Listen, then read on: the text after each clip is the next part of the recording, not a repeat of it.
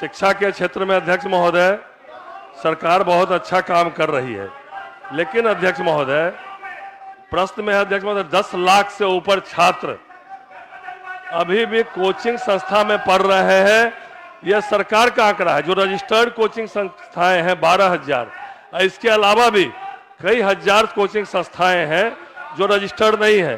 तो सरकार जो है 10 लाख बच्चे जो रजिस्टर्ड कोचिंग संस्थानों में पढ़ रहे हैं, इसको गुणवत्तापूर्ण शिक्षा मिले, इसके लिए क्या करना चाहिए अध्यक्ष महोदय? यह मैं माननीय मंत्री जी से पूछना चाहता हूं। माननीय मंत्री जी, शिक्षा विभाग, माननीय मंत्री शिक्षा विभाग। उपाध्यक्ष महोदय, सरकार गुणवत्तापूर्ण शिक्षा के लिए जो कदम उठा रही है उसका इसमें विवरण दिया हुआ है। जो हम योग्य शिक्षक बहाल करने के लिए बिहार लोक सेवा आयोग से नियुक्तियां कर रहे हैं। दूसरे जो नवनियुक्त अध्यापक होते हैं उनको हम SCERT से उनका ट्रेनिंग भी कराते हैं। और जो माननीय सदस्य कह रहे हैं कि कोचिंग संस्थान में पढ़ते हैं, वो अब धीरे धीरे कसा रहे हैं। चलिए,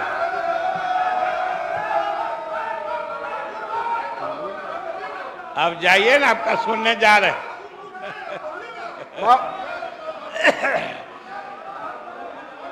हाँ, माननीय मंत्री जी,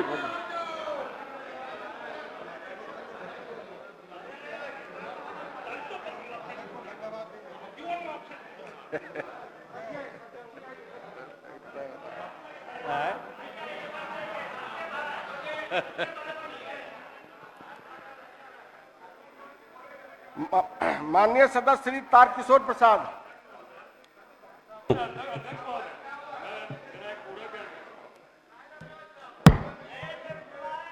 सरकार का जवाब आया है अध्यक्ष महोदय। सरकार का कहना है कि शिक्षकों को हम जो है गुणवत्तापूर्ण शिक्षा देने के लिए ट्रेंड कर रहे हैं, लेकिन अध्यक्ष महोदय जो आधारभूत संरचना है, आप शिक्षकों की बहाली कर रहे हैं, अच्छी बात अध्यक्ष महोदय, होना भी चाहिए। लेकिन जो विद्यालयों में आधारभूत संरचना है, मैं केवल एक विद्यालय का उदाहरण देना चाहता हूं अध्यक्ष महोदय। मेरे विधानसभा में अध्यक्ष महोदय उत्क्रमित +2 मध्य विद्यालय मब्बी है, जिसमें प्राथमिक विद्यालय भी है, मध्य विद्यालय भी है, हाई स्कूल भी है, +2 भी है, लेकिन मात्र 3 कमरे अध्यक्ष महोदय। जब तक आधारभूत संरचना मजबूत नहीं होगी अध्यक्ष महोदय, ये 4 विद्यालय 3 कमरे में कैसे पढ़ाई होगा अध्यक्ष महोदय? और नहीं अगर जगह रहेगी नहीं, और वहां जमीन भी उपलब्ध है अध्यक्ष महोदय। ऐसे हजारों विद्यालय पूरे राज्य में है, भवन का घोर अभाव, और 4-4 स्थलीय विद्यालय चल रहे हैं। तो मैं माननीय मंत्री से पूछना चाहता हूं कि जब तक कोचिंग में बच्चे कम नहीं होंगे तब तक आधारभूत संरचना भवन नहीं बनेंगे अध्यक्ष महोदय। तो क्या माननीय मंत्री जी कुछ इस पे जवाब देंगे कि कब तक ये हजारों विद्यालय, मैं तो एक उदाहरण दिया अध्यक्ष महोदय, 4 विद्यालय उसमें चल रहे हैं, कमरे 3 सरकार के बगल में। और मैं कई बार पत्र लिखा, 2 प्रधान सचिव से मिला, माननीय मंत्री से मिला, लेकिन अध्यक्ष महोदय इसके लिए सरकार क्या सोच रही है अध्यक्ष महोदय कि कब तक ये आधारभूत संरचना भवन का निर्माण जो है कब तक हो जाए अध्यक्ष महोदय?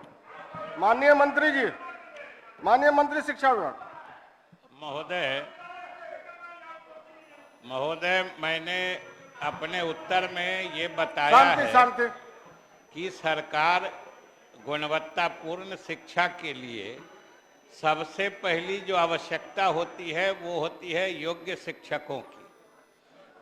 योग्य शिक्षकों की नियुक्ति के लिए जो सरकार ने फैसला लिया कि हम शिक्षकों की नियुक्ति बिहार लोक सेवा आयोग से करेंगे, ये इस पद्धति से शिक्षक नियुक्त होके आज बिहार के विभिन्न ग्रामीण इलाकों में भी वो पहुंच चुके हैं, और उनके द्वारा जो पढ़ाई हो रही है इसकी सर्वत्र सराहना हो रही है। और माननीय सदस्य ने जो कहा है यह सही है कि हमने जो मध्य विद्यालयों को उच्चतर माध्यमिक विद्यालय में या उच्च माध्यमिक विद्यालय में, जिसको +2 विद्यालय भी कहते हैं, उसमें जो हमने उत्क्रमण किया है, वहाँ सब जगह अभी पर्याप्त मात्रा में भवन उपलब्ध नहीं हो पाए हैं। और शायद माननीय सदस्य अवगत होंगे कि इन विद्यालयों में जो उत्क्रमित +2 विद्यालय हैं, उनमें पर्याप्त भवन की व्यवस्था के लिए ही सरकार ने 7,000 करोड़ से भी अधिक की योजना स्वीकृत की है और उसमें चरणबद्ध तरीके से उन उत्क्रमित +2 विद्यालयों में भवन की उपलब्धता कराई जा रही है। और महोदय जहां तक इन्होंने किसी खास विद्यालय की बात की है, वो अलग से लिख के दे देंगे, हम उसको दिखवा लें। माननीय सदस्य श्री तारकिशोर प्रसाद, माननीय मंत्री शिक्षा विभाग।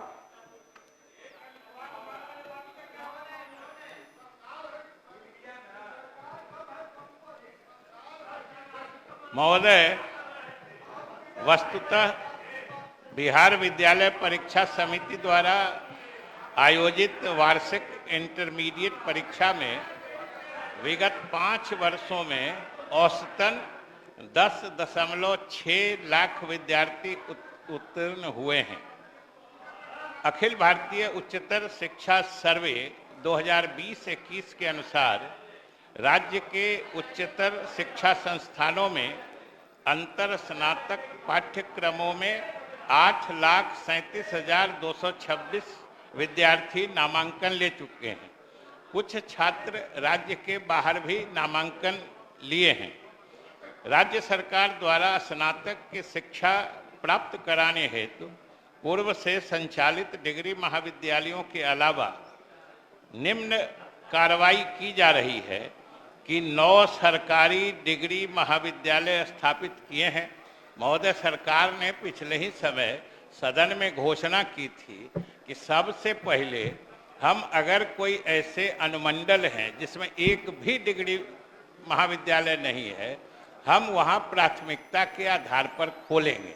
और सरकार ने उस निर्णय के तहत 9 जगह 9 अनुमंडल जहां पे एक भी डिग्री महाविद्यालय नहीं थे, हम लोगों ने उसमें महाविद्यालय खोले हैं।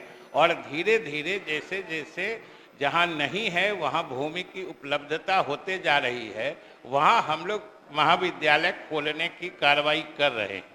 इसी तरीके से महोदय कि निजी विश्वविद्यालयों की भी स्थापना की जा रही है और सरकार उनका सर्वेक्षण आकलन करा के उनको भी मान्यता देती है। और इस क्रम में अभी तक 7 निजी विश्वविद्यालयों की भी स्थापना की गई है।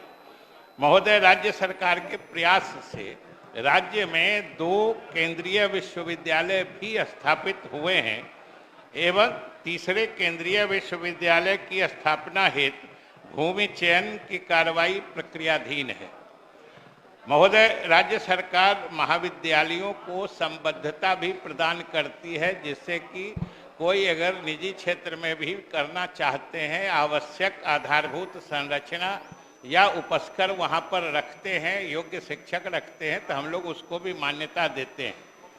महोदय, आर्यभट्ट ज्ञान विश्वविद्यालय की स्थापना कर उसमें 7 उत्कृष्ट शैक्षणिक संस्थानों की स्थापना की गई है, जिसमें से 3 संचालित हो रहे हैं।